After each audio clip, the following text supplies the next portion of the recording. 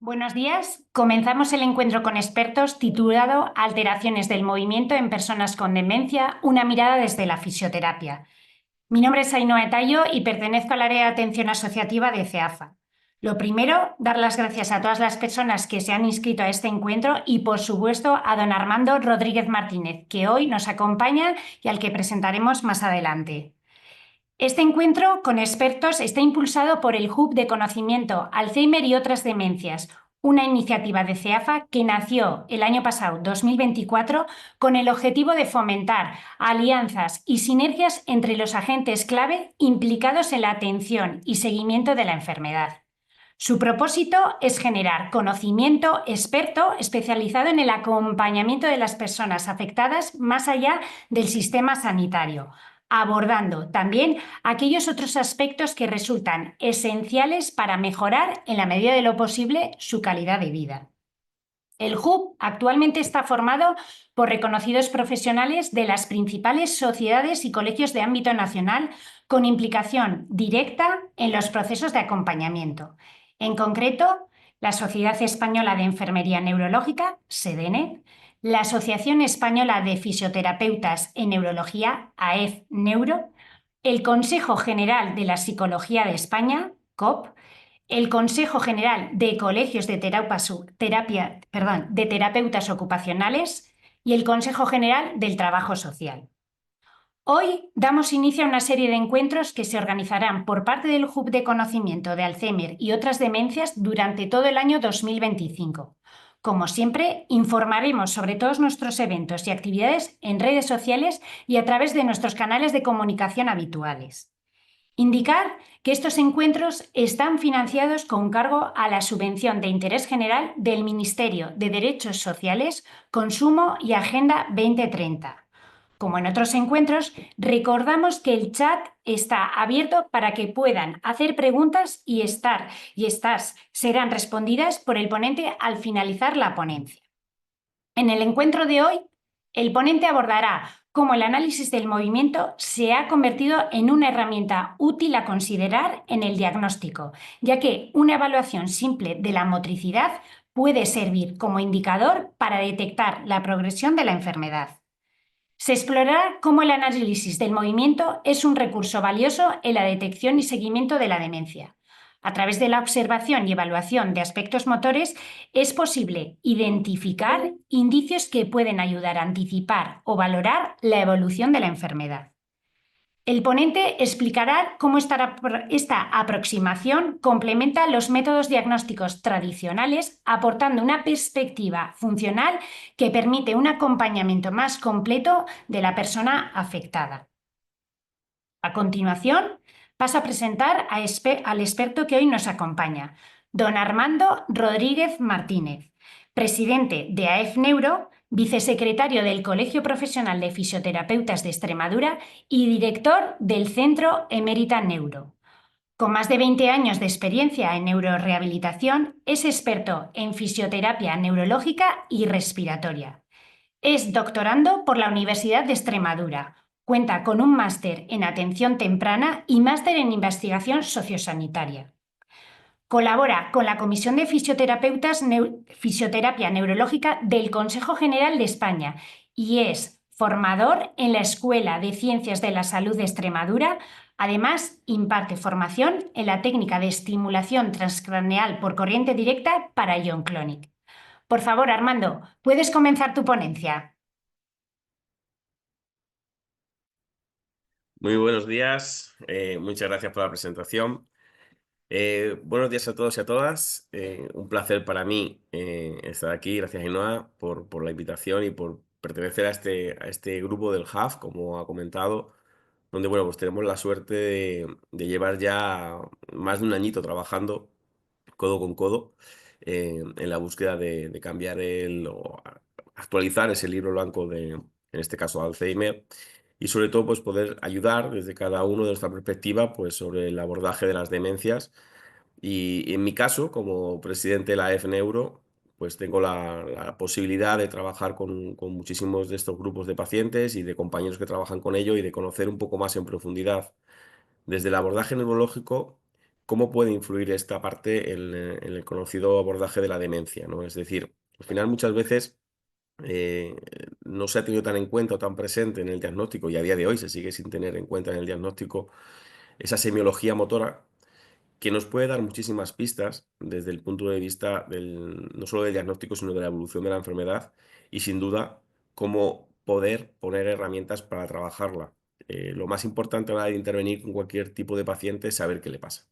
Y por tanto, creemos que lo más importante a la hora de aportar como profesión a este colectivo desde la fisioterapia era poder hacer esta pequeña presentación donde hablábamos de semiología motora, es decir, qué observamos, qué vemos en el paciente en función de su alteración presente según el tipo de demencia que va a presentar, ya sea cortical, subcortical o mixta. Pues quería un poco introduciros en este concepto y intentar abordar esos temas, como digo, quizás menos comunes del abordaje motor, pero creo que podemos aportar una significancia muy importante en el diagnóstico y en la evolución, como decía Ainhoa en la presentación. Como os decía, mi nombre es Armando Rodríguez, soy el presidente de la AEF-Neuro y desde la AEF-Neuro queremos abordar todo la posibilidad terapéutica desde el punto de vista neurológico, desde la neuropediatría al adulto. Quizás a la parte de fisioterapia neurológica se nos conozca más por el trabajo en el ictus, en patología sobrevenida, en la lesión medular y no tanto quizás en este colectivo de la demencia, donde creemos que podemos aportar y aportamos un matiz diferencial también en el abordaje terapéutico y en el abordaje diagnóstico. Entonces, vamos a intentar entender un poquito más desde este abordaje diagnóstico lo que podemos intentar ver desde esa semiología motora, esa observación motora. Lo más importante, entiendo, a la hora de plantearnos qué vamos a ver, qué vamos a observar, lo que vamos a observar es el movimiento. Por tanto, lo primero que tengo que saber es un poco qué es el movimiento, ¿vale? El movimiento definía Magnus ahí en el 1918 que todo movimiento comenzaba con una postura y terminaba con otra postura. Decía, aún más, la postura sigue al movimiento como si fuera su sombra. Es una frase que ha pasado a la posteridad y una frase que describe muy bien lo que es el movimiento. El movimiento no es más que si imaginásemos una película, fotograma por fotograma, cómo uniendo fotogramas aparece un movimiento, ¿verdad? Pues por tanto, cada fotograma sería ese control de la postura. Para que exista movimiento, debe de existir un control postural. Ese control postural ya nos está hablando del dominio que tiene la persona, por ejemplo, en el tono postural. El tono postural es algo básico a la hora de generar, por un lado, movimiento propositivo y por otro lado, acceso hacia la cognición de la persona. El tono postural base, lo que llamamos el normotono, es un tono que nos permite organizarnos en el espacio. Cuando ese tono baja, llamamos hipotonía, y esa hipotonía ya empieza a dar unas consideraciones muy específicas, por ejemplo, a nivel cognitivo. Es decir, aquellas personas que tienen un tono bajo, lo primero que vamos a identificar desde ese tono bajo es, por ejemplo, el déficit de la atención como una función cognitiva asociado principalmente ya a ese control de la postura y a ese movimiento.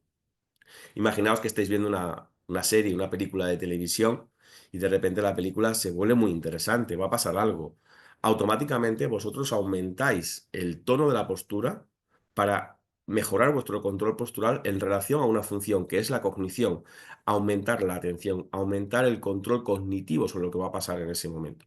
Sin embargo, si lo que está pasando en ese momento en la televisión os aburre y no os interesa para nada, vuestro control postural lo que va a hacer es bajar el tono, generar una hipotonía en este aspecto no patológica, pero bajáis el tono postural, os quedáis como en forma de C apostados sobre el sofá y perdéis de alguna manera ese acceso hacia la atención que estáis poniendo sobre la tarea, en este caso, que era ver la televisión.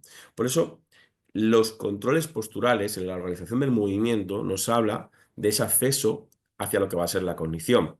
Un control de la postura significa, como pongo aquí, poder inmovilizar segmentos corporales en una determinada configuración. Significa mantener el centro de la gravedad dentro de una base de sustentación o enderezarse frente a la gravedad. ¿Cuántos de nosotros no tenemos en la cabeza a nuestro paciente con demencia, donde muchas veces esa capacidad para inmovilizar un segmento corporal en un determinado momento no son capaces? Necesitan un movimiento asociado, como pasa con el Parkinson, o la imposibilidad de parar un movimiento determinado o organizado, como podría ser una aplasia melocinética, como veríamos en otros tipos de trastornos corticales. Es decir, o por ejemplo la postura cifótica de ir cayendo hacia abajo con el cuerpo sin enderezarnos frente a la gravedad. Cuando peor control de esa postura tengamos, mayor dificultad vamos a tener en el acceso hacia la cognición. Entonces, ya vamos viendo que desde la propia postura, desde el propio control del movimiento, nos va a acercar o va a ser una puerta de entrada hacia la cognición de la persona. Y esto lo sabemos desde los estudios del desarrollo de perspectiva neuromotriz, es decir, desde el estudio del desarrollo neuromotor que va a tener en la primera infancia. Sabemos que todo el desarrollo de la motricidad gruesa, en un primer momento, va a condicionar el poder aparecer resultados cognitivos, es decir, que pueda emerger la función cognitiva. Siempre hablamos del desarrollo psicomotor. Es muy difícil diferenciar qué va antes lo psico que lo motor, pero es verdad que el hecho de haber una posibilidad en la motricidad gruesa va a permitir al niño abordar lo cognitivo, explorar el entorno, mantener la cabecita para encontrar un estímulo o intentar desplazarse gateando o reptando para llegar a un estímulo. Evidentemente, si no hay cognición, tampoco se va a ver desarrollada la parte motora, ¿vale? Una cosa va a ir con la otra. Pero sí tenemos muy claro que el desarrollo de la motricidad gruesa lo que nos permite es ir avanzando hacia hacia esa funcionalidad cognitiva de la persona. El análisis, por tanto, de toda esa motricidad gruesa que va a ir desarrollándose durante los primeros 12-24 meses del desarrollo, lo que va a permitir es que las redes sinápticas se vayan ajustando, organizando, normalmente desde atrás hacia adelante, ¿vale? Es decir, madurando primero las áreas más posteriores hacia las áreas más anteriores del córtex, y con ello va dando lugar a esa red dorsal de atención, a esa red cíngulo-percular, a esa red frontoparietal o redes muy subcorticales que ya van a estar implicadas en ese 24 meses de desarrollo. Es decir, cómo la organización de la motricidad gruesa poco a poco va organizándose hacia que va apareciendo redes más cognoscitivas, más frontales. Y esas redes más frontales también se condicionarán al hecho de que aparezca una motricidad fina, más organizada, ¿vale? Por tanto, esa neurobiología, ese desarrollo motor, lo que nos va a proporcionar sin duda es em, la capacidad que va a tener nuestro desarrollo cognitivo. Es decir, necesitamos un desarrollo cognitivo ajustado al desarrollo motor. Y por tanto, cuando mejor desarrollo motor tenga, mayor capacidad de planificación, de percepción, de cognición voy a desarrollar. Los movimientos más sencillos, más gruesos, no requieren tanta organización. Sin embargo, a medida que el movimiento se va generando una mayor complejidad, va a requerir un control motor más fino, ¿vale? Y eso nos lleva a esos procesos cognitivos más sofisticados. No es lo mismo el control motor que requiere a nivel grueso pues, un movimiento como la marcha, al control fino que requiere, por ejemplo, la escritura. Cuanto más complejo se haga el movimiento, más proceso cognitivo requiero, ¿vale? Esto es muy interesante en la demencia. Es decir, porque ya me está hablando de que ante tareas cognitivas más elevadas en el control motor, si lo que está cayendo en la tarea es por un proceso más cognoscitivo, es porque tengo una afectación a priori mucho más corticalizada que aquellos movimientos más gruesos que no van a requerir tanto de esa organización, ¿vale? Tenemos que tener en cuenta que tenemos movimientos de carácter volutivos, es decir, corticalizados. Nosotros queremos hacer un movimiento nuevo, un nuevo aprendizaje, y tenemos que razonar ese movimiento. Si yo a un paciente le pongo a andar, por ejemplo, el típico ejercicio que se ha hecho muchas veces en fisioterapia, trabajando por un pasillo donde hay una serie de aros de colores y le doy una orden en el que pise un aro rojo, pero el amarillo no lo pise, y luego me pise el azul, pero no me pise el verde, yo le estoy obligando a que haga un movimiento cognitivo, ¿vale? Es decir, un movimiento volutivo. Tiene que pensar en cada momento cómo va a planificar otro movimiento. Por tanto, eso le estoy organizando a que sea un proceso cognitivo más sofisticado. Sin embargo, si yo le dejo andar simplemente por un tapiz rodante sin darle ningún tipo de orden, simplemente que mantenga la marcha, es un proceso más automatizado. No está requiriendo tanto nivel cognitivo. Por tanto, será diferente la exigencia que va a tener ese movimiento hacia la cognición y, por tanto, hacia las áreas cerebrales dependientes de esa cognición, ¿vale? También tenemos otro movimiento que sería el movimiento emocional, la parte más límbica de nuestro sistema, que es el típico movimiento en el cual vamos por la calle y de repente tengo mucho miedo a los perros y escucho un perro ladrar y de repente echo a correr o soy capaz de dar un salto sin que yo a nivel evolutivo lo piense. Es decir, nuestro cerebro está muy preparado, muy organizado para generar movimientos automatizados, movimientos de memorias procedimentales, movimientos mucho más corticalizados, movimientos más de aprendizaje específico de algo nuevo o de ser consciente de un movimiento propositivo, y movimientos que requieren esa red más reptiliana, ese movimiento, esa red más primitiva que va a ser de supervivencia. Pero todo ese movimiento, sobre todo cuando hablamos de ese movimiento evolutivo y ese movimiento de memorias procedimentales, dependen o van a proceder hacia una cognición, ¿vale? Es decir, necesitamos que haya un control cognoscitivo asociado al movimiento. Entonces, bueno, ¿cómo será el movimiento entonces? ¿Qué tipo de correlaciones se tienen que existir en nuestro cerebro para hacer el movimiento? Tenemos claro que el movimiento depende de la cognición. Cuando hablamos que ese movimiento dependía de la cognición, surge un nuevo concepto que es la praxia, es decir, ese movimiento propositivo, un movimiento a voluntad de, que es, pues me voy a cepillar los dientes, me voy a echar un vaso de agua, voy a coger un vaso de la estantería, son movimientos a proposición de, y por tanto esos movimientos prácticos dependen de que exista siempre esas áreas cognitivas asociadas. ¿Qué vamos a tener, por tanto, o qué estructuras cerebrales van a organizar de alguna manera el movimiento de forma más preferente? Por un lado, las cortezas cerebrales. Tenemos una serie de áreas en el córtex, y esto es muy interesante de comprender. No solo tenemos la área motora primaria o secundaria que emite movimiento directo, sino que tenemos áreas corticales, por ejemplo, tenemos unas áreas a nivel parietal que recogen toda la información sensitiva que nosotros procesamos en el entorno. Todo lo que yo noto, todo lo que yo percibo, todo lo que yo toco, todo lo que yo veo o escucho es procesado a nivel parietal por la zona de la corteza parietal. Por tanto, antes de generar cualquier movimiento, mi corteza cerebral tiene un área de procesamiento sensorial, ¿vale? Y esto da lugar a una zona específica del córtex que llamamos la corteza asociativa POT. POT es por la unión parieto-temporocipital, es decir, la unión entre el parietal, el temporal y el occipital, nos da un área asociativa, un área que permite la información sensorial, integrarla y organizarla para el movimiento. Cuando esa corteza cerebral falle, y lo vamos a ver en las demencias, tenemos un tipo de demencia cortical posterior o córtico-occipital que vamos a ver que van a depender de esas áreas específicamente. Otras áreas corticales asociadas al movimiento van a ser las prefrontales, las cortezas prefrontales del cerebro, aquellas que generan, principalmente la corteza prefrontal dorsolateral, que genera la capacidad de planificación del movimiento, de organización del movimiento. Por tanto, todo movimiento propositivo de aprendizaje requiere, por un lado, sentir el movimiento, sentir lo que voy a hacer con mi cuerpo en las áreas parietales, pero también, por otro lado, planificar un movimiento en las áreas prefrontales. Por tanto, un movimiento de nueva creación, de nuevo aprendizaje, requiere que esa corteza prefrontal participe en el movimiento. Sin duda, luego tenemos las cortezas motoras, que va a ser la corteza motora secundaria, la corteza motora primaria, que son encargadas de emitir directamente el movimiento. Y aquí también hay una pequeña diferenciación.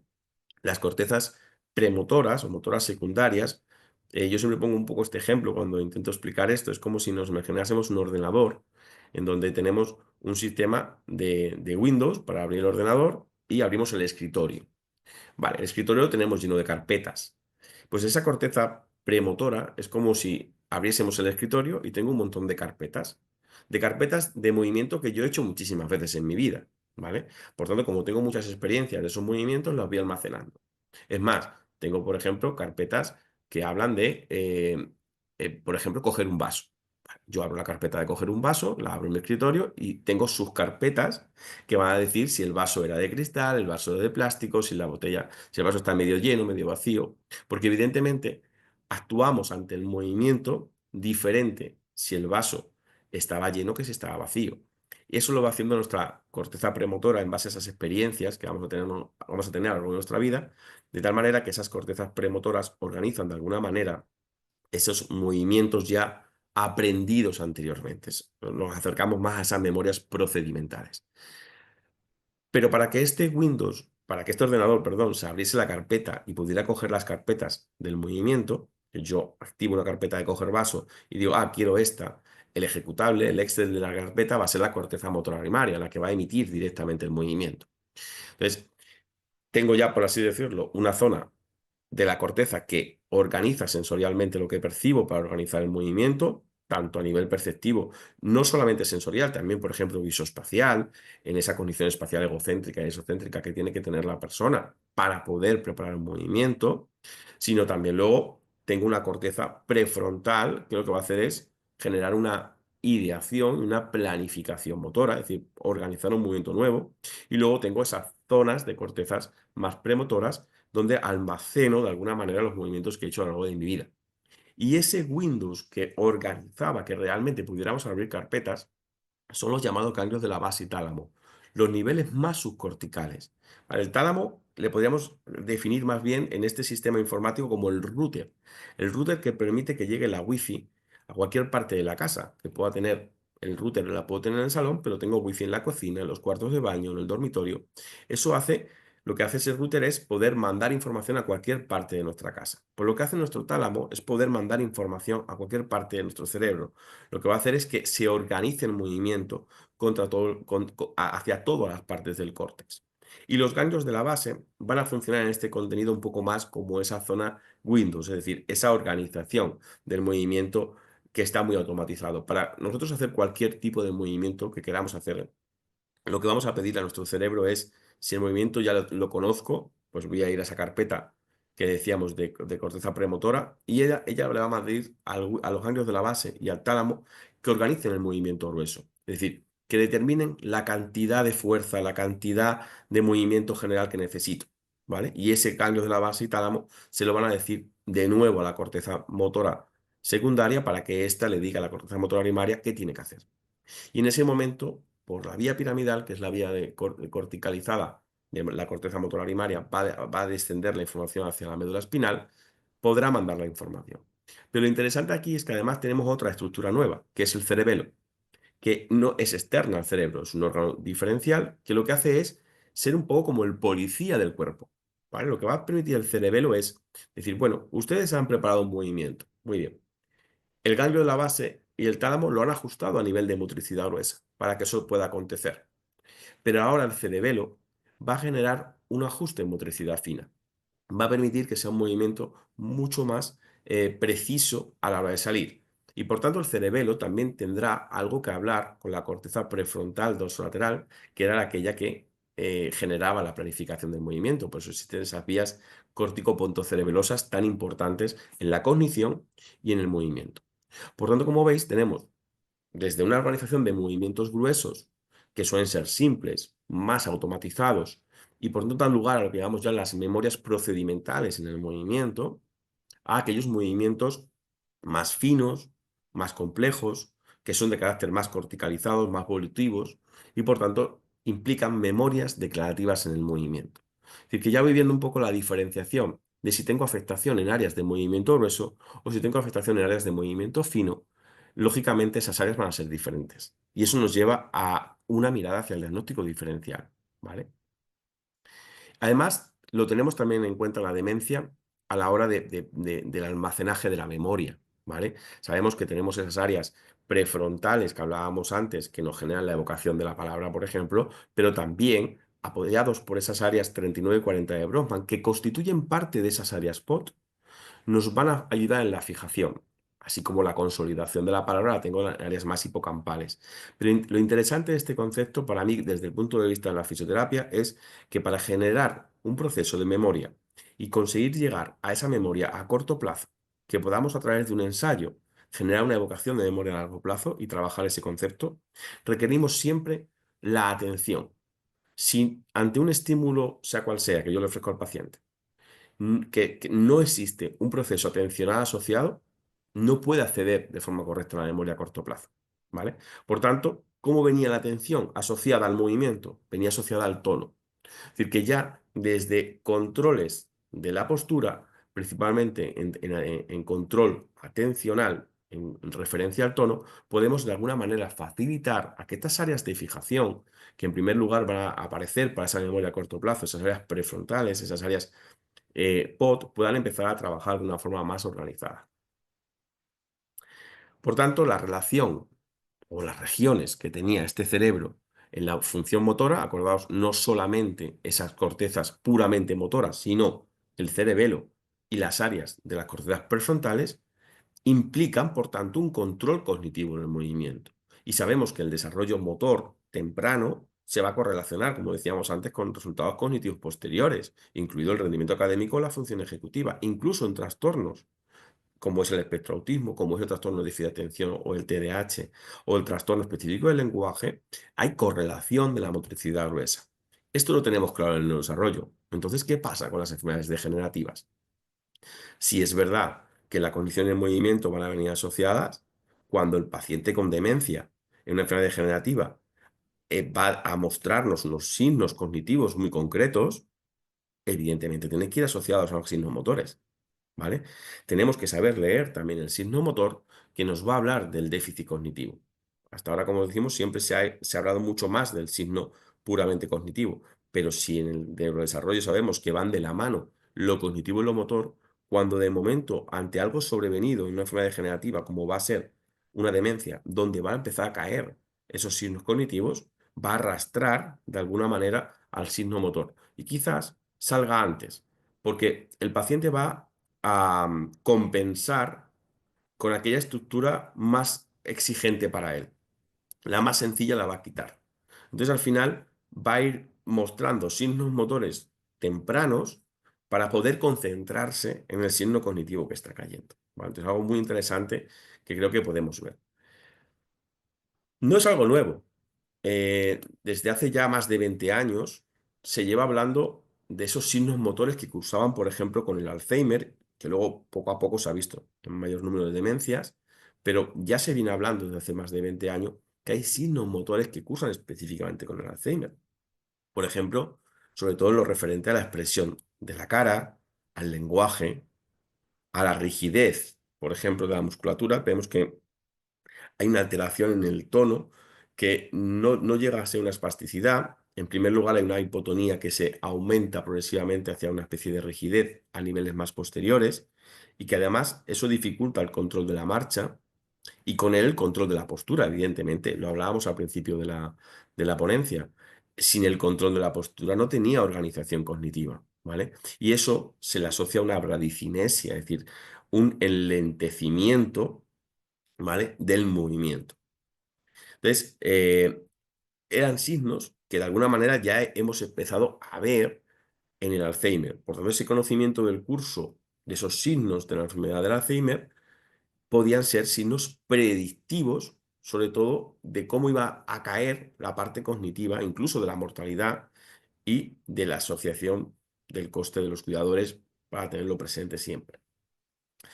En estudios mucho más actualizados, donde podemos ver revisiones sistemáticas y metaanálisis de esa función motora, cómo incide de alguna manera en la demencia, observamos que nos hablan bastante de que la discapacidad de la actividad motora de las extremidades inferiores está asociada con un alto riesgo de demencia.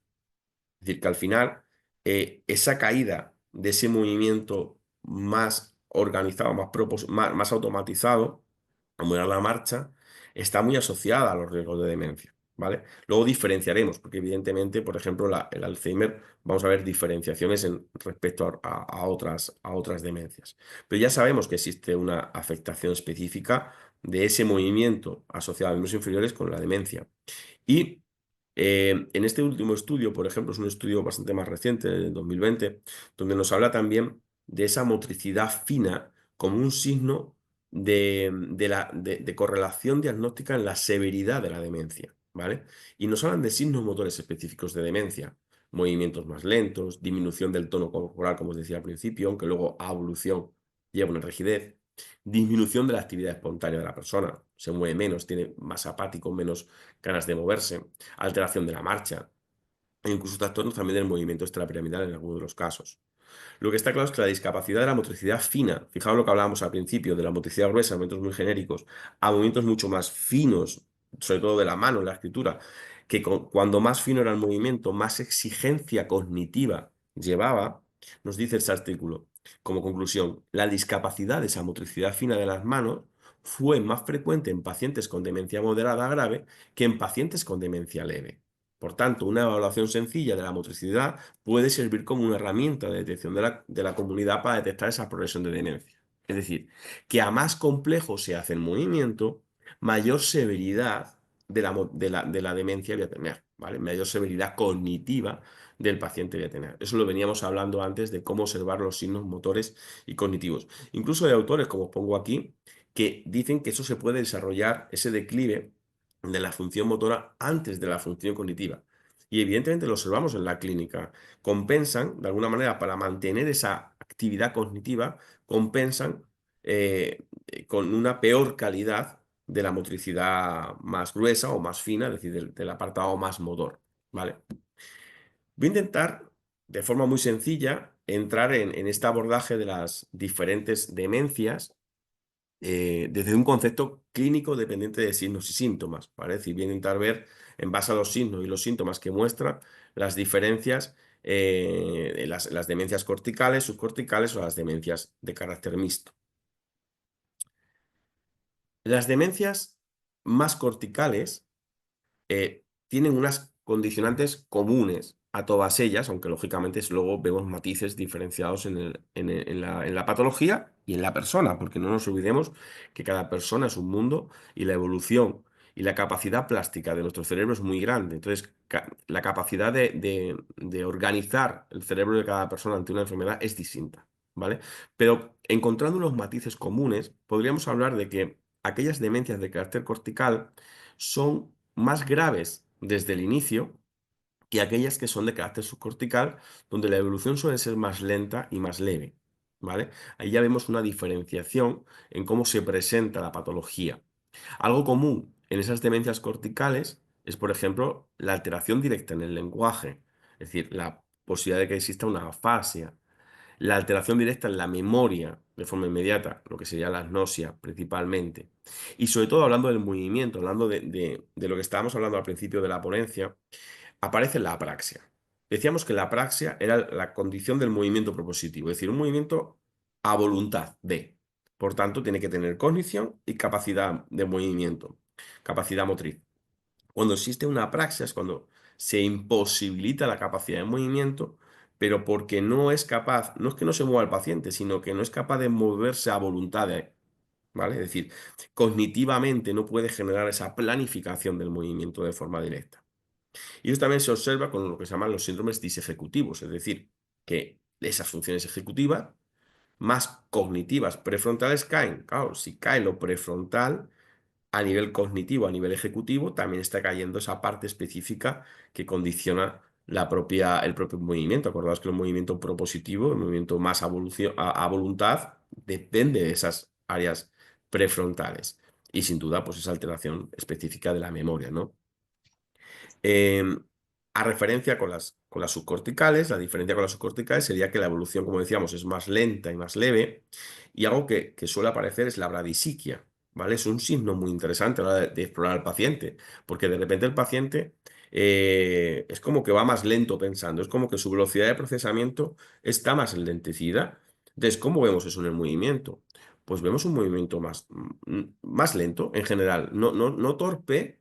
Al principio luego va a ser más torpe, ¿vale? Porque tenemos esa disquinesia, pero sí un movimiento mucho más lento en la organización, ¿vale? Puede hacer cosas, pero le cuesta más tiempo llevar a hacer esas cosas en una primera etapa.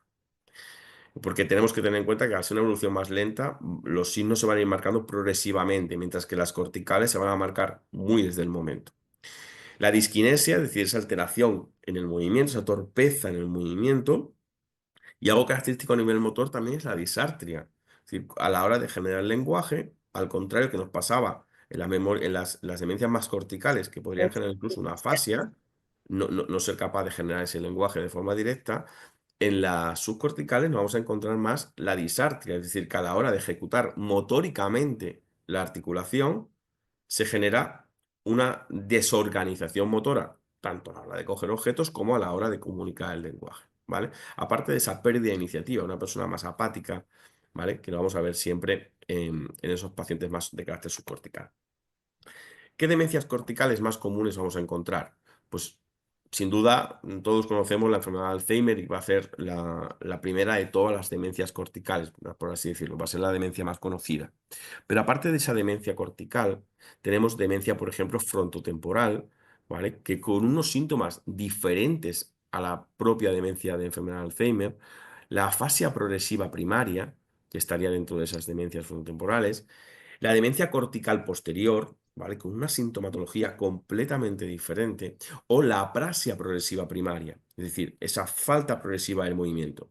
Porque ¿de qué va a depender esto? De en qué niveles de áreas corticales o a qué áreas corticales se va a ir generando esa alteración específicamente. Según el área de la corteza que se deteriore, los síntomas serán unos u otros, ¿vale? Quizás el Alzheimer va a conllevar un poco de mayor sintomatología o más globalizada que el resto. Cuando estudiamos la enfermedad de Alzheimer, por ejemplo, cogemos la escala de deterioro global de Reisberg, en los GDS, realmente no encuentras algo motor significativo hasta un GDS-4, que hablan de la incapacidad para actividades complejas. Es decir, que falta mucho contenido motor en el diagnóstico del Alzheimer. De movimiento no nos hablan casi en ningún momento cuando hacemos el diagnóstico, ¿no? Entonces, bueno, ¿qué vamos a ver en esa primera etapa del Alzheimer y qué no vamos a ver, ¿no? A nivel más leve, ¿no? A nivel más progresivo, lógicamente vamos a encontrar un montón de imposibilidades del movimiento, porque es una enfermedad que evoluciona bastante rápida, pero al principio del todo, ¿vale? Sí que vamos a ver claramente que hay una afectación de la capacidad de aprendizaje motor. Es decir, en el momento más leve hay un deterioro funcional de las actividades básicas de la vida diaria, sobre todo en el ocio y en el juego. Cuando estamos organizando ese nuevo aprendizaje motor, que de repente vemos que el paciente le cuesta generar un movimiento nuevo, sin más. Es decir, como hablábamos antes del ejemplo de los aros, ¿no? Rojo, como tenéis aquí en la foto, ¿no? El verde, el amarillo y el rojo. Y que organizar el movimiento a propósito de no soy capaz. Me cuesta organizarlo más.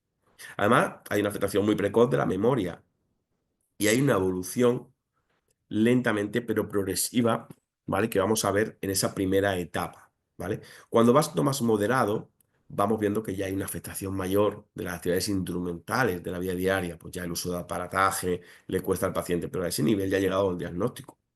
¿Vale? Lo importante es ver en las primeras fases donde el deterioro de esas actividades básicas de la vida diaria se ven manifestadas porque tenemos que tener en cuenta que es una demencia cortical, ¿vale? Y sobre todo con mucha afectación a nivel prefrontal y por tanto esas nuevas ideaciones de movimiento, planificaciones de movimiento, es donde lo vamos a ver, ¿vale? De repente voy andando por un camino con mi padre que siempre lo hemos hecho y de repente al pasar por unas escaleras que no solemos bajar por ellas, le cuesta mucho más organizar el movimiento ahí. ¿Por qué? Porque tiene que pararse a pensar un movimiento nuevo. Y al ser un movimiento nuevo, requiere de esas áreas más prefrontales.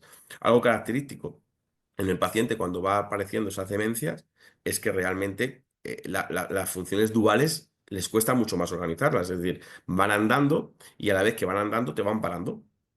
¿Vale? Les cuesta mucho mantener una conversación mientras caminan, ¿vale? Porque realmente no son capaces de tener una activación cortical tan alta a nivel prefrontal de planificar todo ese movimiento, ¿vale? ¿Qué no vamos a ver entonces en primera etapa? Pues sobre todo los síndromes piramidales clásicos ahora mismo no van a estar todavía, eso vendrá mucho más hacia adelante. Los síndromes cerebelosos no van a estar presentes, no hay tanta inestabilidad de la marcha y caídas frecuentes en la primera etapa, ¿vale? Y tampoco hay un parkinsonismo espontáneo, no hay un temblor. Es decir, lo más característico que nos vamos a encontrar al principio va a ser esa afectación de la capacidad en el aprendizaje. Es decir, algo que caracteriza la fase inicial del Alzheimer es que es un síndrome amnésico anterogrado, que tiene una marcada afectación de la memoria declarativa episódica, sobre todo a nivel de los procesos de fijación y consolidación. Y por tanto, esos procesos de fijación y consolidación que hablábamos antes en la otra diapositiva, ¿de qué dependían? Del tono. Entonces, que aquí ya estamos viendo que para que caiga esa capacidad de afectación de memoria declarativa, algo tiene que ver también con la capacidad atencional de la persona y con el tono de la persona. Si analizamos eso, veremos que esa persona empieza a caer en un tono un poquito más bajo, más desgarbado, con procesos de movimiento más enlentecidos, ¿vale? Con esa bradisiquia que también la vamos a encontrar. Y la afectación de la orientación, algo muy característico del Alzheimer. Pero a nivel memoria, o sea, perdón, a nivel motor, lo más interesante es que la memoria procedimental se conserva hasta fases más tardías. Es decir, que cuando yo le pongo a hacer tareas procedimentales que siempre ha hecho, el paciente sigue pudiendo hacer. Entonces, claro, engaña bastante, porque sigue haciendo las cosas que siempre ha hecho al principio, porque no cae en eso. Porque las memorias procedimentales en el Alzheimer se mantienen. ¿Qué van a caer? Las memorias más cognoscitivas, ¿vale? Lo que requiera más atención, más activación de las cortezas prefrontales. Entonces, algo muy característico a nivel motor para diferenciar el Alzheimer es saber si esas memorias procedimentales están o no están presentes en el paciente. Si nos vamos a las otras demencias corticales, como puede ser la demencia frontotemporal, donde tenemos la demencia frontotemporal de variante frontal o conductual, la fascia primaria progresiva, progresiva primaria y la demencia semántica, interesante de este tipo de demencia es que hay una degeneración de esas áreas frontales y además de la parte temporal anterior. Pero durante las fases iniciales de esa demencia, para diferenciarlas del resto, porque la demencia de afasia progresiva primaria es muy clara, porque la afectación temprana y progresiva del lenguaje se va a ver inmensa, ¿vale? Y en todos los demás, las afectaciones de función ejecutiva se van a ver inmensa, igual que pasaba con el Alzheimer, las dos se van a manifestar. En este tipo de demencia, todavía la preservación de la memoria episódica es mejor, es decir, el paciente no tiene tanta afectación en la memoria episódica. Y algo interesante a nivel motor es que todavía tiene mucho más preservada la cognición espacial que en el paciente Alzheimer. Entonces, cuando yo analizo al paciente en la cognición espacial de cómo se mueve en el entorno, de cómo se orienta en el entorno, todavía el paciente con la demencia frontotemporal va a mantener esa cognición espacial mayor tiempo, ¿vale? Por lo tanto, es más fácil a la hora de organizarse en el movimiento dentro de un juego, dentro de una sala, ¿vale? Se va a orientar más tiempo en el espacio. Los signos físicos que voy a tener de esta demencia frontotemporal van a ser claramente los reflejos de desinhibición cortical, que sobre todo, que es más característico aquí que en el Alzheimer, la presencia del reflejo palmomentoniano más tiempo, la presencia de que no se agote el reflejo gabelar cuando se golpea la gabela, esto se mantiene más tiempo, la acinesia, los movimientos más bloqueados, la rigidez, el temblor, en algunos casos, esa debilidad muscular y la atrofia, y sobre todo las fasciculaciones que pueden aparecer mucho en este tipo de demencias, ¿vale? Aparte de ser un cuadro apático que tiene alteraciones en el comportamiento por desinhibición, deterioros en el aseo, conducta alimenticia, inflexibilidad conductiva, que también pasa en el Alzheimer. Quizás la perseverancia en las primeras fases iniciales sea más característica en ellos, y la nosognosia precoz, ¿vale? Así como la alteración progresiva en el lenguaje. La nosognosia precoz se refiere a esa falta de reconocer lo que le está pasando, pero el paciente con Alzheimer sí que sabe lo que le está pasando y luego genera ese comportamiento eh, más agresivo de alguna manera, ¿no? Porque por cabreo, ¿no? Porque por frustración de darse cuenta en momentos de que de repente ha perdido el control. Sin embargo, el paciente con demencia frontotemporal parece mayor a nosognosia precoz en ese contenido. Luego otra fascia cortical muy interesante a la hora de diferenciarlo es la cortical posterior. Es decir, acordaos que yo os hablaba de las áreas POT, ¿vale? De esa parte parieto-temporocipital, como tenéis ahí puesto en el dibujo. Las áreas POT trabajan mucho el concepto de la ruta del dónde y la ruta del qué. La ruta del dónde es dónde me ubico, ¿vale? Dónde están las cosas. La ruta del qué es qué son, qué es la semántica de lo que va a ser lo que estoy observando, ¿no? Entonces, esa afectación de esas áreas POT se da cuando hay una atrofia cortical posterior y genera una afectación muy específica a nivel visoperceptivo y visoespacial. De tal manera que al paciente le pones a trabajar o está viendo dibujos y de repente con colores y empieza a diferenciar más los colores, se desorienta más topográficamente. Por ejemplo, puede aparecer una calculia, una grafía. De repente el manejo de la escritura es mucho más torpe. Hay una agnosia digital, le cuesta más manejar las cosas con las manos. Y muy interesante, empieza a haber una desorientación derecha-izquierda cuando esa persona nunca la ha manifestado. Hay otros signos muy interesantes que son las dificultades en el rastreo visual, De repente tú le dices que te coja un objeto que está en la izquierda de la mesa o a la derecha en la esquina de la mesa y él está yendo hacia el frente y está alejado y le cuesta mucho rastrear para llegar al objeto. No es que no sepa hacer el movimiento hacia donde está el objeto, sino que le cuesta generar ese rastreo visual. Pero principalmente va a ser un rastreo visual a nivel horizontal, ¿vale? Lo vamos a diferenciar de la parálisis supranuclear, que ahí vamos a ver un rastreo verticalizado. Aquí vamos a ver esa capacidad, sobre todo, de dificultad en el rastreo visual, de la percepción de estímulos visuales complejos, ¿vale? Por ejemplo, la presencia de la simultasnosia, es decir, que tú le das dos objetos juntos y no es capaz de verlos.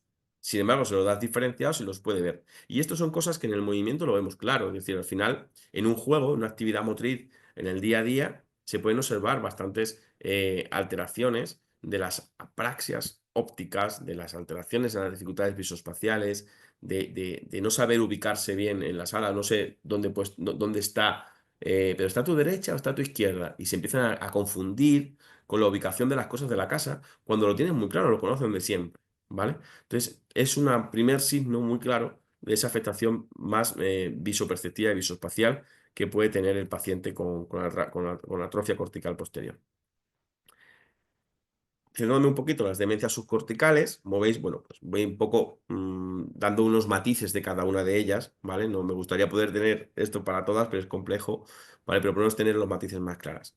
De esas demencias subcorticales, quizás la más común va a ser la enfermedad de Parkinson, ¿vale?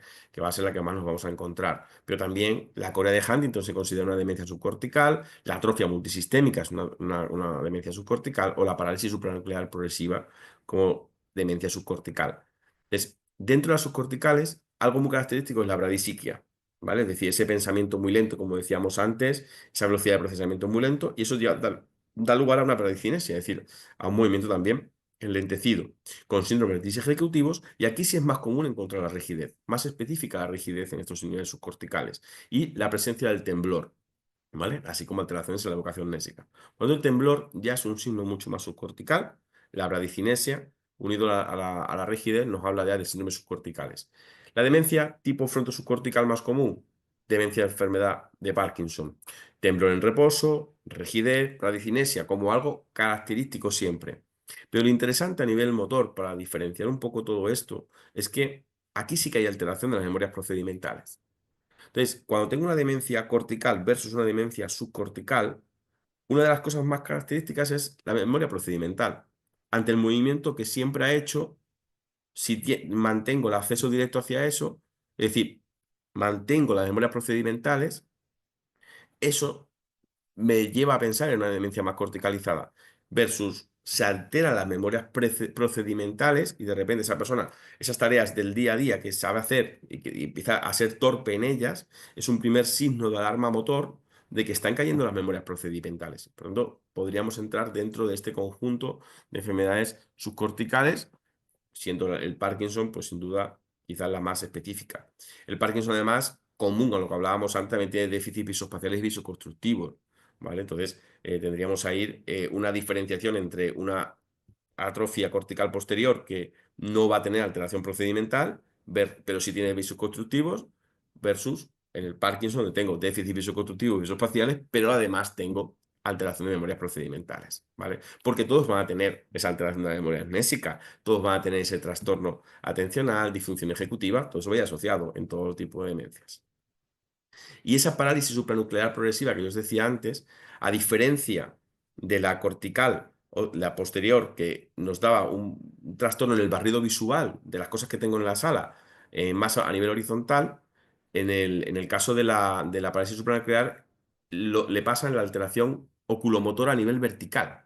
De tal manera que le pides al paciente que coja un objeto y de repente, con toda la cabeza, va siguiendo el objeto para arriba o el objeto para abajo, ¿vale? Porque no puede diferenciar los ojos. Requiere llevar toda la cabeza para arriba o para abajo, ¿vale? Y esto es un gesto motor muy característico que rápidamente te lleva a pensar en un diagnóstico precoz de la parálisis supranuclear, ¿vale? Y algo que también es muy característico de esta parálisis supranuclear es que se parece bastante al Parkinson, pero no, o sea, porque sigue siendo un proceso rígido cinético, pero cuando se le da el EDOPA tiene muy poca respuesta a la EDOPA. ¿vale? Entonces, veríamos un poco ese contenido. Aquí hay mucha más disartria, en el Parkinson también, pero en el Parkinson va a ser más progresiva la disartria, no en las primeras etapas. Sin embargo, en la parálisis supranuclear sí es más inmediata la disartria y sobre todo la disfagia. La disfagia no va a aparecer tan rápidamente en el Parkinson, pero sí aparece muy rápidamente en la parálisis supranuclear, ¿vale? Con lo cual tendríamos aquí algunos matices motores en el que ya estás viendo signos específicos patológicos. Y en las demencias mixtas, donde, como veis aquí, podemos hablar de enfermedad del cuerpo de Lewis, vasculares, la de Jacob, una encefalopatía postraumática, una demencia tóxica, una degeneración corticobasal, es decir, tendríamos diferentes tipos de demencias mixtas. Me voy a centrar sobre todo en las quizás más comunes, como la enfermedad del cuerpo de Lewis, ¿vale? Que es una que, a pesar de la incidencia, es la segunda causa de demencia degenerativa después del Alzheimer, donde hay una evolución a la par entre el deterioro cognitivo y el deterioro motor, ¿vale? Igual que antes os hablaba de que hay una diferenciación y va siendo como más progresivo, el motor, por ejemplo, en el Parkinson en los subcorticales es más llamativo, por así decirlo, y luego ya va llegando lo cognitivo. En el Alzheimer es más lo cognitivo y luego va llegando lo motor. Aquí, en la demencia de cuerpo de Lewis, hay una afectación de ambos deterioros cognitivo y motor a la par. Hay una fluctuación cognitiva y hay alucinaciones, como uno de los signos interesantes también a la hora de manejar este tipo de paciente. Y existe a nivel motor un síndrome parkinsoniano. Entonces, claro, te hace pensar, ay, pues puede ser un Parkinson, ¿vale? Entonces, a la hora de diferenciar cuando son demencias mixtas de cuerpo de Lewis más corticales, se va a parecer al Parkinson, pero está menos marcado en la fase inicial, ¿vale? Que el Parkinson. Y cuando son subcorticales, pues hay una pradisiquia, apatía y síndrome disejecutivo. Entonces, realmente, cuando le haces la valoración, ves en el cuerpo de Lewis, te llevas a esa duda, que hasta que no, lógicamente, se pasan las pruebas correspondientes, no se van a determinar, pero a nivel del movimiento, eh, ves que hay más desorganización del movimiento, en lo más dispraxia, por así decirlo, en esos cuerpos de Lewis que en el Parkinson. Y en la demencia mixta, la que sería la demencia córtico-basal, ¿vale? Aquí es muy interesante porque tenemos unos signos muy claros. Cuando la demencia córtico-basal es de carácter más corticalizada, hay una afectación parietal o frontoparietal asimétrica. Y esto es lo que marca la diferencia, porque hay una aprasia ideomotora de una sola extremidad. De repente no puedo hacer un movimiento de vamos a coger la llave, vamos a hacer que vamos a abrir la puerta con las llaves. Y no lo puedo hacer con una de las dos extremidades. ¿Vale? Te marca una alteración de solo una extremidad. Además, te marca una apraxia melocinética. ¿Qué es esto? Pues el movimiento fluctuante. Hacemos que se coja los dedos y que vaya de uno a otro de forma rápida y alternante. ¿Vale? Y ese paciente no lo puede hacer. ¿Vale? Estamos viendo esa alteración más específica melocinética. Y también vemos la apraxia del vestido y la hemineligencia izquierda.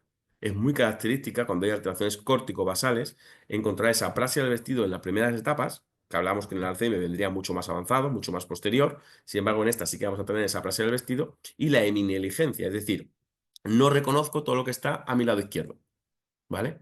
Entonces, no es que no lo quiera ver, no es que no me muevo lo tengo que diferenciar esa hemineligencia de la parte visual que hablábamos antes en las corticales posteriores. Es decir, una cosa es que no hago un barrido del ojo hasta la parte izquierda, entonces no encuentro el objeto, y otra cosa es que, aunque yo haga un barrido, no integro lo que hay en la parte izquierda de mi cuerpo, ¿vale?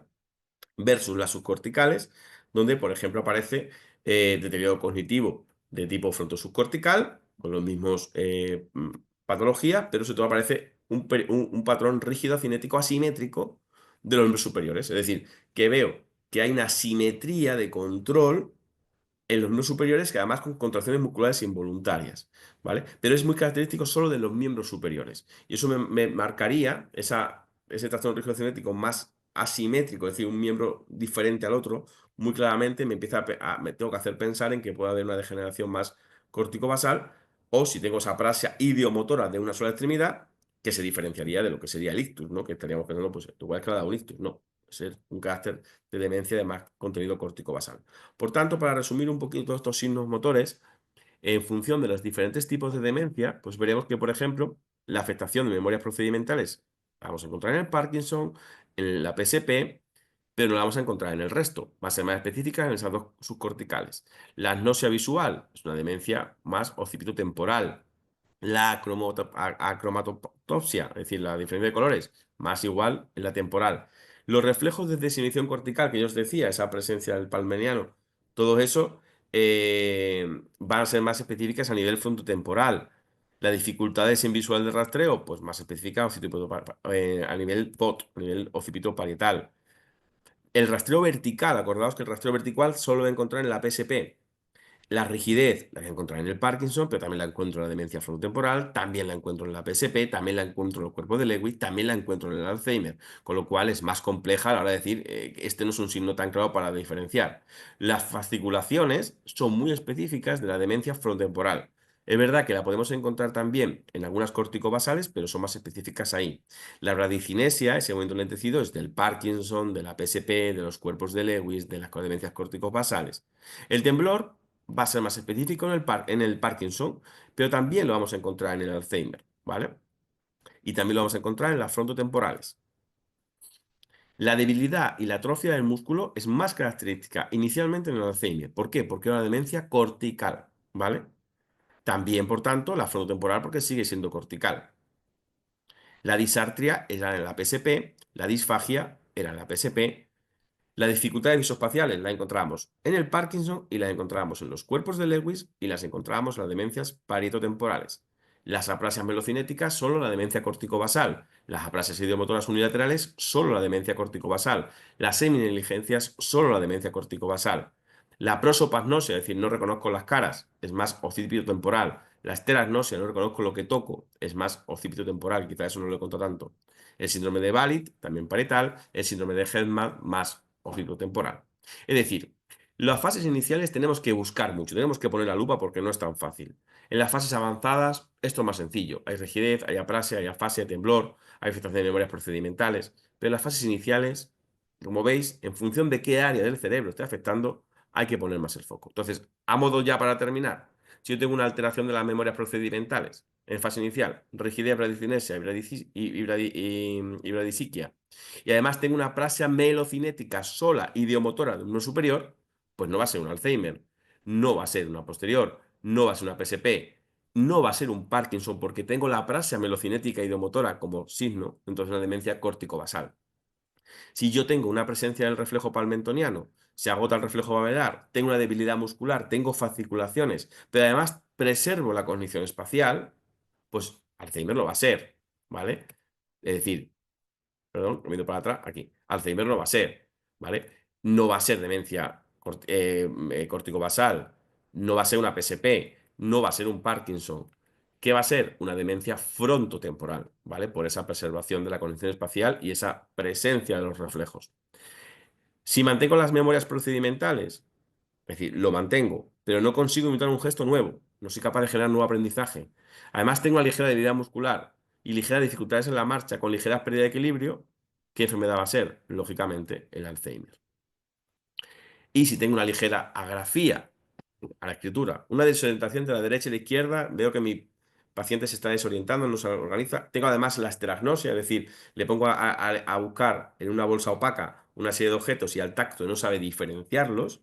Y tengo ligeras dificultades en la percepción del estímulo visual, lo más común que me voy a encontrar que va a ser una demencia cortical posterior.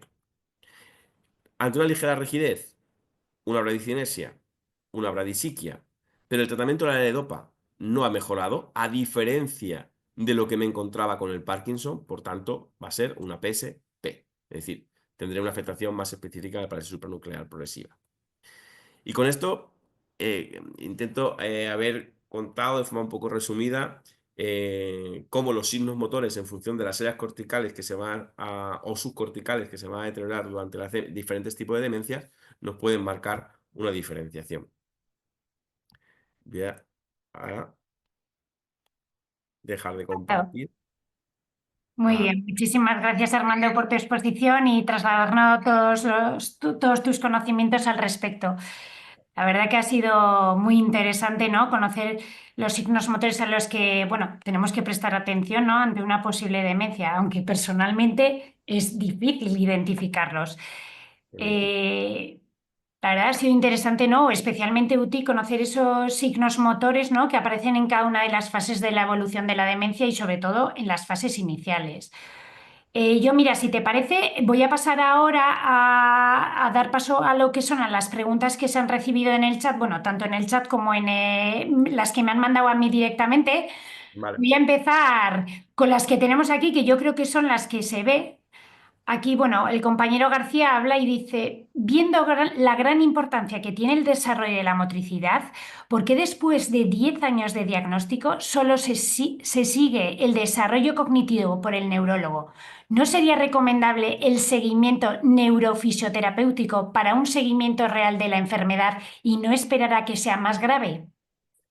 Pues totalmente de acuerdo, o sea, sin duda. Yo creo que es verdad que nunca se le ha prestado tanta atención a lo que es el apartado motor en el diagnóstico, y es verdad que el neurólogo controla menos del apartado motor. Eso también es cierto, ¿no? Siempre se ha dado como más, desde la perspectiva médica, como más atención al motor, al rehabilitador, ¿no? Pero para eso está el fisioterapeuta en los equipos, y por eso estamos luchando para que dentro de los equipos de demencia exista la figura del neurofisioterapeuta, es decir, que haya un fisioterapeuta especialista en neurología que sepa observar estos signos, porque lógicamente lo más importante en cualquier tipo de patología, pero más en estas, es el diagnóstico precoz. Entonces, Claro, observar rápidamente cosas muy, muy características como esa hemineligencia o esa alteración de la grafía, de desorientación derecha-izquierda, que te habla de algo cortical posterior, que te soluciona rápidamente el problema antes de que empiece a haber un deterioro cognitivo más elevado, claro. claro. Aprovecho también, a mí sí que me han llegado varias preguntas tipo a la que ha hecho la compañera Petri de ¿puede la realización de ejercicios específicos que mantengan estas actividades motoras afectadas retrasar la evolución de la demencia? Hay alguna otra compañía que también me ha hecho llegar qué tipo de ejercicios físicos son más adecuados, ¿no? Para mantener el nivel de movilidad y cognición. Sí, a ver, lógicamente lo que hacemos es luchar por mejorar la calidad de vida y frenar lo que se pueda. Tenemos que tener en cuenta que es una enfermedad neurodegenerativa, ¿no? Pero sí que, como todas las enfermedades neurodegenerativas, podemos intentar frenar de alguna manera esa evolución y darle una mejor calidad de vida. Sí, hay diferentes tipos de ejercicios físicos. Realmente va a depender mucho del tipo de patología que me encuentro. Es decir, si yo puedo tirar mucho más de tarea dual, donde pueda meter más cognición y movimiento a la par, si tengo que tirar de, por ejemplo, estrategias de realidad virtual, que son tareas muy extrapiramidales, donde tenemos que tirar siempre de estrategias mucho más de planificación de movimiento, de cognición espacial asociada. ¿Vale? Es decir, por ejemplo, para trabajar con cognición espacial, para mí trabajar con realidad virtual, con una Kinect, no hace falta pensar en unas gafas súper complejas y carísimas. O sea, con un sistema sencillo te habilita mucho trabajar esas partes más visoespaciales que son tan complejas, ¿no? Y luego es verdad que el meter el movimiento en la cognición a mí me parece una herramienta muy interesante, siempre con control de un neurofisioterapeuta y siempre con el asesoramiento del neuropsicólogo para que entre los dos veamos por dónde está el paciente, es decir, porque a veces someter una carga motora muy alta o una carga cognitiva muy alta puede ser perjudicial, ¿no? Entonces tenemos que saber medir qué cantidad de carga le meto al ejercicio en movimiento, qué cantidad de carga le meto al ejercicio en cognitivo, ¿no? Pero sí, sí, sin duda, hay tareas muy sencillas. Yo, por ejemplo, trabajo mucho en un tapiz rodante donde pues tengo una memoria procedimental muy sencilla, donde no tengo que exigirle mucho al paciente. Normalmente trabajamos con una suspensión para que no se pueda caer. Y dibujamos en el tapiz, en el suelo, con tiza, que luego se borra muy bien, pues yo que sé, imagínate, formas geométricas. Entonces solo le pido que, según aparezcan los triángulos, me diga triángulo o imagínate, cuando aparezca el triángulo, le digo, tienes que parar la máquina. Entonces, solamente ante una determinada actividad cognitiva, en mitad de un proceso motor, le vi trabajando lo cognitivo-motor en tarea dual. ¿Vale? Es decir, que al final hay muchísimas estrategias, desde, como digo, desde algo tan simple como es un tapiz rodante trabajando cognitivo en medio, como la realidad virtual, como muchísimas otras herramientas. Incluso la estimulación que hablábamos antes de la estimulación transcraneal, ¿no? Poder estimular a nivel transcraneal aquellas áreas cerebrales que están cayendo, ¿no? Entonces es una forma muy interesante a la hora de meter otro complejo terapéutico más. Armando, al hilo de hablar de lo que es el tema virtual, etc., hay una compañera que pregunta si existen herramientas o dispositivos tecnológicos e incluso aplicaciones que puedan ayudar a monitorear y mejorar la movilidad de las personas con demencia en el hogar. A ver, ahora mismo como tal. O sea, si se refiere a algo que de alguna manera le pongan en casa, que haga que se mueva luego mejor, no hay nada así concreto, ¿no? Si es verdad que de los últimos años, pues todo lo que son estimulaciones transcraneales, se está viendo muchísima evidencia en el control del movimiento, incluso en el Alzheimer, ¿vale? Por ejemplo, sabemos que en el Alzheimer, estimulando el precunio, es un área de activación cerebral que favorece o sea, favorece de alguna manera o reduce la sintomatología de Alzheimer. Entonces, sí que sabemos que hay zonas del cerebro, por ejemplo, si estimulamos la corteza motora, pues hace que funcione mejor, pero requiere que haya movimiento en medio. Entonces, a día de hoy sí que hay dispositivos para hacerlo en el domicilio, que son llamados dispositivos home, pero siempre hay que meter en medio algún tipo de tarea. Con lo cual, lo que sí consideramos muy importante en las primeras fases de la enfermedad de Alzheimer y hasta la fase moderada es que el fisioterapeuta esté trabajando continuamente en movimiento propositivo, en movimiento activo, ¿vale? Porque de nada sirve movilizar una pierna en una camilla. O sea, esto es generar Claro. movimiento. Lógicamente, en las últimas fases de la patología, ya sí es un trabajo pues, de evitar que el rango articular se deteriore, de que se atrofie, de alguna manera de mejorar su control de la postura para la deglución, para estar más conectado con el entorno, para que no se generen escoliosis. Es decir, que luego hay un trabajo, un abordaje diferencial por fases, ¿vale? Pero sí que es verdad que a día de hoy existen herramientas muy interesantes que nos permiten estimular esas áreas antes y usado a la vez que fisioterapia o terapia ocupacional, que también puede ser una herramienta súper interesante en el control motor, pues nos puede ayudar. Una pregunta concreta. Hay alguien que pregunta, ¿hay alguna recomendación específica para prevenir caídas en el proceso de retirada de sujeciones? Sujeciones físicas, entiendo que se refiere, vamos. Ya, O incluso ya. químicas, vamos. Ya, a ver, como todo es trabajar sobre la atención del paciente en el control motor. Cuanto mejor control atencional tenga, más fácil es que evitemos ese tipo de caídas, ¿no? Porque al final esas caídas suelen ser porque cae la atención sostenida en la actividad motriz. Entonces, al final, para nosotros, el incluir los aspectos cognitivos, cuando yo hablo de cognición en el movimiento, no es tan importante meter una cantidad por ejemplo, de denominación semántica de objetos. A mí eso me da igual. Eso quizás supone una carga cognitiva elevadísima y es más fácil que la trabaje un neuropsicólogo en despacho sentado. Yo me acerco más a ese concepto cognitivo en los factores como que de red del cerebro, que serían la atención, el sistema inhibitorio y la memoria de trabajo. Entonces, trabajando esos factores, principalmente a nivel atencional y memoria de trabajo, de forma continua en el ejercicio terapéutico, va a hacer que ese paciente, por lógica, se quede menos, porque va a tener mayor recurso en atención, ¿vale? Y eso va a hacer que realmente tenga mayor control del movimiento.